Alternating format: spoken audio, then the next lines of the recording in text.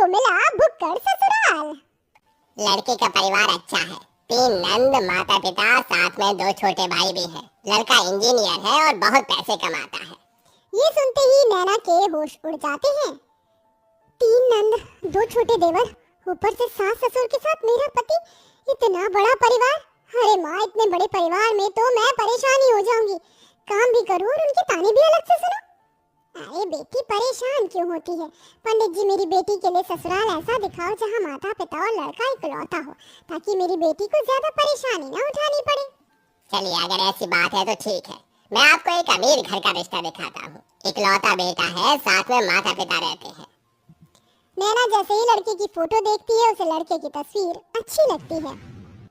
अरे लड़का तो अच्छा है, इकलौता है, परिवार भी छोटा है, और क्या ही चाहिए। माँ, मुझे लड़का पसंद है। ओहो पगली, चलो ठीक है, कोई लड़का तो तुझे पसंद आया। पंडित जी, अब आप इसी लड़के से मेरी बेटी के रिश्ते की बात चलाइए। हाँ हाँ बहन जी, बिल्कुल। फिर क्या था, पंडित उस अमीर घर में जाकर रिश्ते की बात कर लेता है। अब दोनों परिवार एक दूसरे से मिलने लगते हैं और उनका आना जाना लगा रहता है। बहुत जल्द शादी की तारीख भी निकल आती है। मुझे नहीं पता था कि इतनी जल्दी शादी की तारीख भी निकल आएगी। बेटी, अपने ससुराल में जाकर खुश रहना। खुश तो रहूंगी ही माँ, छोटा सा परिवार है, सुबह शाम रोटी, दोपहर में सोना, फिर रात को आराम करना। नैना को बहुत आसान लग रहा था, लेकिन वैसा होने नहीं वाला था। शादी होने के बाद जब अपने ससुराल आती है तो उसका ससुराल में घर बहुत बड़ा होता है, जिसमें उसे सफाई करने में ही बहुत ज्यादा समय लग जाता है। हे भगवान, अमीर घराने में तो आ गई, लेकिन यहाँ झाड़ू पोछा करते करते ही मेरी कमर टूट गई। तभी आवाज आती है, बहू, हाँ बहू, अरे अभी तक तूने नाश्ता नहीं बनाया? नैना फटाफट सफाई करने के बाद अपनी सास के पास जाती है। माँ जी, बस रसोई में ही जा रही हूँ, मैं पहले सफाई कर रही थी। अच्छा सुनो, मेरी नंद और उसके बच्चे आज घर पर आ रहे हैं, उनके नाश्ते के लिए आलू के पराठे बना ले। और हाँ, शिवा आलू के पराठे नहीं खाता, उसे प्याज के पराठे पसंद है, उसके लिए वही बना देना। हेमलता ऐसा कहकर चली जाती है। लो जी, मिल गया ऑर्डर, अब इतने सारे लोगों के लिए पराठे बनाने होंगे। नैना ऐसा कहकर रसोई में चली जाती है, जहाँ वो बहुत सारा आटा गूंथती है। इतना सारा आटा गूंथने में ही मेरे हाथ दुखने लगे, अभी तो इनके पराठे भी बनाने हैं। नैना रसोई में आलू के पराठे बना ही रही थी कि हेमलता की नंद माहेश्वरी अपने बच्चों के साथ आ जाती है। अरे वाह, सही समय पर आई हूँ नंद जी, गरम गरम पराठे बन रहे हैं। बहू, चलो नाश्ते की टेबल पर ही बैठते हैं, वहीं पर बातें करेंगे। हेमलता पूरे परिवार के साथ नाश्ते की टेबल पर बैठ जाती है, जिसके बाद रसोई से नाश्ते की टेबल का सफर करते हुए नैना बहुत थक जाती है।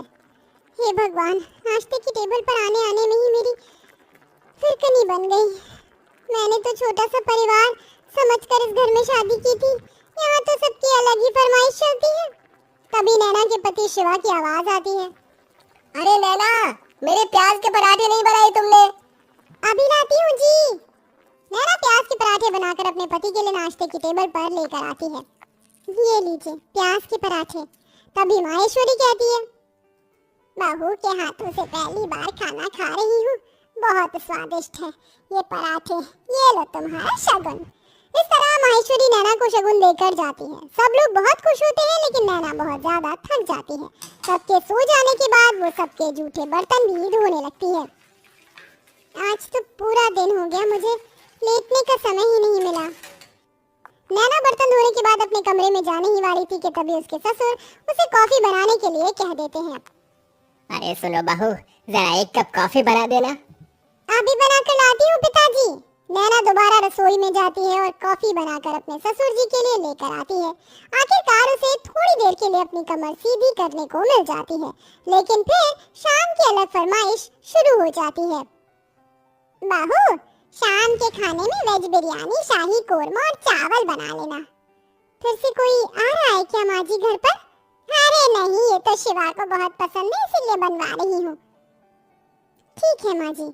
अब शाम का खाना बनाने के लिए नैना फिर से रसोई में जाती है और खाना बनाते हुए खुद से ही कहती है, हे भगवान, कैसा परिवार मिला है मुझे।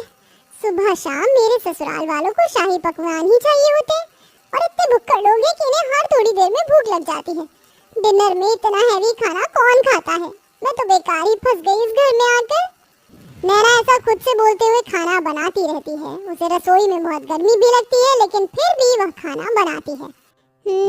खाना तो बहू बहुत स्वादिष्ट लग रहा है, खुशबू से पता चल रहा है।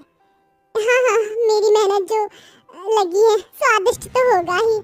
नैना भी खाने की टेबल पर बैठकर खाना खाने ही वाली थी कि तभी किसी के आने की दस्तक होती है। हेलो गाइस, मेरे बिना ही खाना खा रहे हो? अरे बेटा चिराग, तुम यहाँ विदेश से कब लौटे? मेरे साथ मेरे कुछ दोस्त भी घर पर आए हैं। आज ही हम ऑस्ट्रेलिया से इंडिया आए हैं। कितने दिनों बाद तुझे देख रहा हूँ नैना। ये मेरे ताऊ जी का लड़का है, विदेश पढ़ने चला गया था बचपन में। मेरा जिगरी यार यही है। जाओ नैना, इन सब के लिए भी खाना परोस कर ले आओ। अगर रोटी कम हो तो और बना लेना।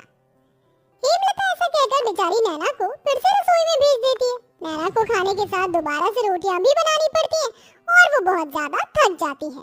सबको खाना खिलाते हुए उसी के लिए खाना नहीं बचता। ये लो, बस यही रह गया था, मेरे लिए थोड़ा भी खाना नहीं बचा। कैसे भुक्कड़ लोग हैं, एक बार भी मेरे बारे में नहीं सोचते हैं। नैना को बहुत बुरा लगता है। वो अपने कमरे में सोने चली जाती है। इसी तरह जब भी वह कुछ बनाया करती तो सारा खाना उसके ससुराल वाले ही खा जाते हैं और उसके लिए कुछ नहीं बचता। ऊपर से घर में मेहमानों का आना जाना लगा ही रहता है, जिसके चलते एक दिन नैना की बहुत ज्यादा तबीयत खराब हो जाती है। इनके शरीर में बहुत ज्यादा थकावट है। लगता है काफी दिनों से जरा भी आराम नहीं मिला है, इसलिए शरीर में कमजोरी हो गई है। ये मैंने दवाइयाँ दे दी हैं, बस आप इन्हें थोड़ा आराम करने दीजिए, जल्दी ही ठीक हो जाएंगी। डॉक्टर की ये बात सुनने के बाद हेमलता को अपनी गलती का एहसास होता है और वह अपनी बहू के पास जाकर उससे कहती है, जब से तुम इस घर के अंदर आई हो, सारे काम तुम ही देख रही हो। मैंने तो कोई काम नहीं किया है और ये भी नहीं सोचा कि तुम कितनी थक जाती होगी। मुझे माफ कर देना बहू, लेकिन आज से मैं भी तुम्हारी मदद करवाया करूंगी। माँ जी, आपको माफी मांगने की जरूरत नहीं है। मैं इस घर की बहू हूँ और घर की जिम्मेदारी समझना मेरा फर्ज है। नैना इतना कह रही थी कि तभी घर पर उसकी तबीयत के बारे में सुनते ही ताई जी, मौसी जी, बुआ जी सब आ जाती हैं उसकी देखरेख के लिए। हमारे रहते बहू को एक भी काम करने की जरूरत नहीं पड़ेगी। अरे बुआ ताई जी हैं ना, और मौसी जी भी हैं, हम सब मिलकर सारे काम कर लेंगे। इस तरह सब लोग नैना की बहुत अच्छे से देखरेख करते हैं। नैना को इससे ये समझ आता है कि रिश्तेदारों का आना जाना अच्छा होता है और सबके साथ प्यार प्रेम से रहना भी बहुत जरूरी है। जैसे ही वो ठीक हो जाती है, वो पहले की तरह फिर से घर की सारी जिम्मेदारियां खुद उठा लेती है। चलिए, आप सभी आज खाने की टेबल पर बैठिए। अब मेरी तबीयत बिल्कुल ठीक है। मैं आप सभी के लिए आपकी पसंद का खाना बनाऊंगी। नैना ऐसा कहकर रसोई में चली जाती है। पीछे से हेमलता आती है। अब से मैं भी तुम्हारी रसोई में मदद करवाया करूंगी और मैं जानती हूँ आखिरी में तुम्हारे लिए कुछ नहीं बचता, इसलिए पहले ही तुम अपने लिए खाना निकाल लिया करना। ये सुनते ही नैना को बहुत खुशी होती है और उसे अपनी माँ की याद आ जाती है, जिसकी वजह से उसकी आंखें भर आती हैं। अरे ये क्या बहू, तू रोने क्यों लगी? बस आज आपकी बातें सुनकर मुझे अपनी माँ की याद आ गई। हेमलता उसे गले से लगा लेती है। इस तरह दोनों सास बहू मिलकर घर को संभालती हैं और एक साथ खुशी खुशी रहने लगती हैं।